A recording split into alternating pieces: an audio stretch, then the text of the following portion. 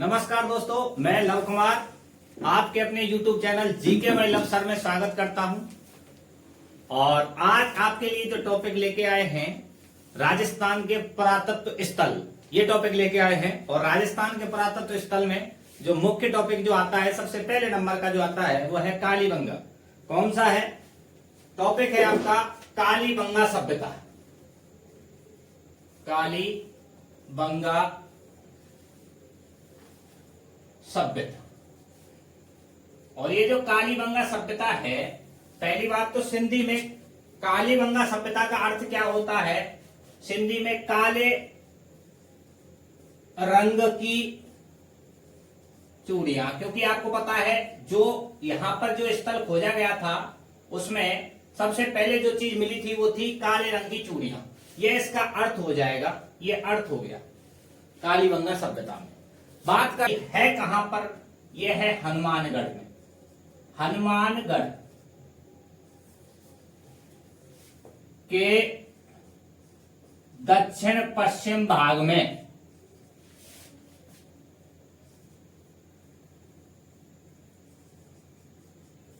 ये क्लियर? हनुमानगढ़ के दक्षिण पश्चिम भाग में। नदी की चर्चा करें कि नदी कौन सी है? नदी है आपकी घग्गर नदी के किनारे। घग्गर नदी के बाईं ओर, ध्यान देना, यहां पर मैं कालीबंगा सभ्यता को एक बड़े लेवल से कराऊंगा। किसी भी एग्जाम की, आप राजस्थान जीके के किसी भी एग्जाम की तैयारी कर रहे हो जिसमें राजस्थान जीके आती है, उसमें इससे ज्यादा बाहर नहीं जाएगा, ये मैं गारंटी दे रहा हूं। तो यहां पर ध्यान देना, घग्गर नदी को ही नट नदी, सोतर नदी, चितांग नदी, लेटी हुई नदी, राजस्थान का शोक, नाली, पाकिस्तान में हकरा, बहुत सारे, द्वैसदशी, प्राचीन सरस्वती, बहुत सारे नाम इस घग्गर नदी के नाम से जानते हैं। तो वो चीज एक ज्योग्राफी का पार्ट है, उसमें करा देंगे अगर कोई बात होगी तो। फिलहाल मैंने ये बता दिया है, ये सभ्यता हनुमानगढ़ के दक्षिण पश्चिम भाग में है और घग्गर नदी के बाईं ओर स्थित है। ये कालीबंगा जो सभ्यता है, इसकी खोज सबसे पहले किसने की थी? तो खोज करने वाला जो व्यक्ति है वो है अमलानंद घोष। अमलानंद घोष। और इस अमलानंद घोष ने जो खोज की थी वो की थी 1951-52। और इसी डेट को एनसीईआरटी मानती है। इसका मतलब इसको कोई भी नकार नहीं सकता है। ध्यान दें, यहां पर खोज करने वाले तो अमलानंद घोष हैं। 1951-52 तो भारत का पहला ऐसा स्थल जो स्वतंत्रता के बाद खोजा गया या उत्खनन किया गया। दूसरे नंबर में रोपड़ है, तो स्वतंत्रता के बाद उत्खनन किया गया पहला स्थल कौन सा हो जाएगा? कालीबंगा, है ना, स्वतंत्रता के बाद। यह है उत्खनन। उत्खनन करता कौन है, किसने किया है? उत्खनन हुआ है 1961 से 69 के बीच। करने वाले कौन थे? बीवी लाल,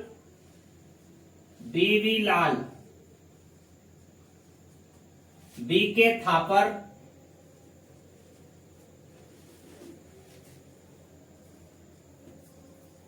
बीवी लाल का अर्थ हो जाएगा ब्रजवासी लाल, और बीके थापर का पूरा नाम हो जाएगा बालकृष्ण थापर। इसके अलावा भी कई सारे लगातार 2022 और 23 के एग्जाम में जो क्वेश्चन आए हैं उनके भी नाम लिख देता हूं। जैसे श्री डी खरे, ये भी थे उत्खनन करने वालों में। एक था के एम श्रीवास्तव, और एक और लिख लो एसपी श्रीवास्तव। ये 5 लोग हैं, ध्यान देना है। यह जो सभ्यता है कालीबंगा, जो सभ्यता है, कालीबंगा सभ्यता को दशरथ शर्मा ने क्या कहा है? तीसरी राजधानी की संज्ञा दी।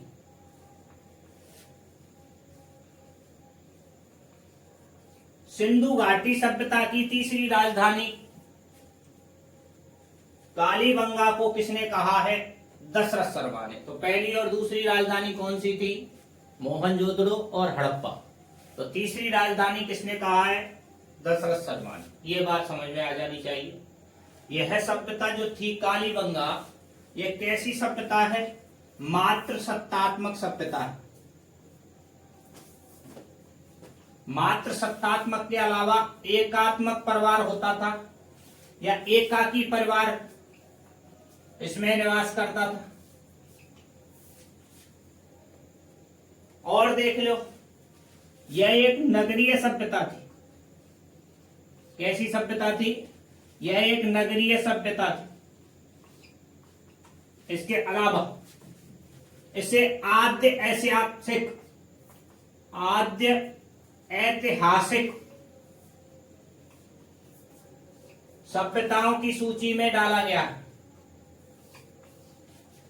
शब्द देखें, यहां पर मैंने डाला है आद्य ऐतिहासिक सभ्यताओं की सूची में से डाला जाता है। तो पहली कौन सी है? प्राक ऐतिहासिक, दूसरी है आद्य ऐतिहासिक और तीसरे नंबर की है ऐतिहासिक। प्राक ऐतिहासिक जो है, इसका मतलब जहां पर किसी भी प्रकार की लिपि के साक्ष्य नहीं मिलते हैं, वो तो हो जाती है प्राक ऐतिहासिक। ये आद्य ऐतिहासिक जो दूसरे नंबर की है, जो 3000 बीसी से लेकर के 600 बीसी तक है, वो है आद्य ऐतिहासिक। इसमें क्या है? इसमें लिपि के साक्ष्य तो मिले हैं लेकिन पढ़े नहीं गए। होती है ऐतिहासिक, उसमें क्या है कि उसमें साक्ष्य भी मिलते हैं और पढ़े गए भी हैं। ये चीज आपको समझ में आ जानी चाहिए। इसके अलावा इस सभ्यता के बारे में कुछ और बात मैं डिटेल में बता देता हूं। यहां से हमें सबसे पहले कुछ बातें मिली हैं, उन चीजों पर चर्चा कर ले हैं। यहां के मकानों में दरारें पाई गई हैं। मकानों में क्या पाई गई हैं? दरारें पाई गई हैं, जो यह संभवतः बताती हैं कि यहां पर भूकंप आया होगा। तो हम कह सकते हैं कि सर्वप्रथम भूकंप के साक्ष्य कहां से मिलते हैं? कालीबंगा सभ्यता से। यहां पर युग्म समाधान के साक्ष्य भी मिले हैं। युग्म मतलब होता है जोड़ा, और जोड़े को एक साथ दफनाना, उसे कहते हैं युग्म समाधान के साक्ष्य मिले हैं। जबकि युग्म समाधान के साक्ष्य लोथल से मिले हैं। यह है युग्म समाधान। इसका मतलब स्त्री पुरुष एक साथ यहां पर दफनाए गए होंगे। तो मैं कह सकता हूं एक प्रकार से सती प्रथा के साक्ष्य किस सभ्यता से मिले हैं? यही हो जाएगी। और देख लो, दोहरी फसल के साक्ष्य मिले हैं।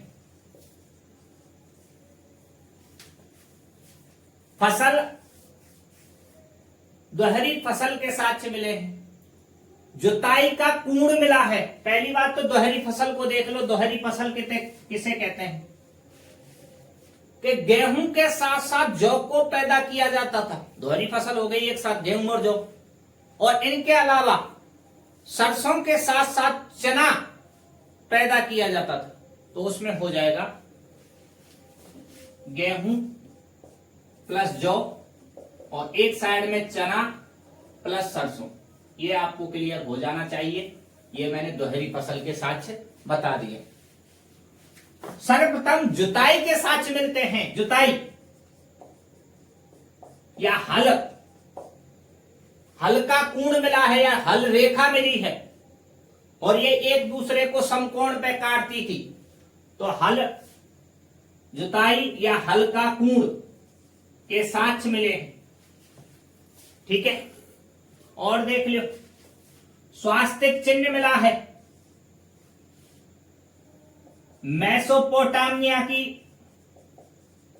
मेसोपोटामिया, ये कहां की सभ्यता है? इराक की बेलनाकार मोहरें मिली हैं।